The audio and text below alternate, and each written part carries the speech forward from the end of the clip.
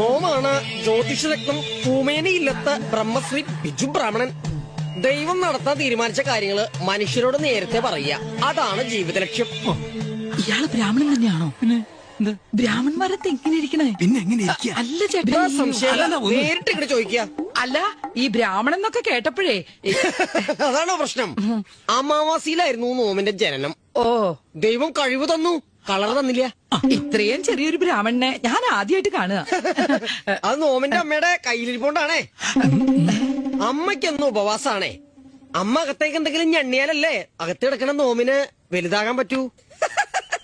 അല്ലാണ്ട് ഗർഭോത്രത്തിനകത്ത് ചായക്കടയൊന്നും ഇല്ലല്ലോ തനിയെ പോയി കഴിക്കാൻ. പ്രശ്നത്തിലേക്ക് കിടക്കാം. ചേട്ടാ, ഈ ബ്രാഹ്മണന്മാർക്ക് ബിജു എന്ന പേരുണ്ടാവും. തീർന്നില്ലേ? അല്ല, ഈ ബ്രാഹ്മണന്മാർക്ക് ബിജു ഒന്ന് പേരിടുമെന്നാ സംശയം. അതെ. ഒരു മിനിറ്റ്, ആയിക്കോട്ടെ. പ്രശ്നം വെക്കുന്നിടത്ത് പ്രശ്നം ഉണ്ടാക്കാനായിട്ട് ഈ തടിച്ചിട ഒരു സംശയങ്ങള്. ഓനെ എന്താ ചെയ്യാ? വ്യക്തിഗത തന്തയെ തെണ്ടി പൂമേനി വാസവദത്ത്, പൂമേനി ബ്രഹ്മദത്ത്, അങ്ങനെ എത്രയെത്ര നല്ല പേരുകൾ ഉണ്ടായിരുന്നു. എന്നിട്ട് താൻ എനിക്കിട്ടത് ബിജു.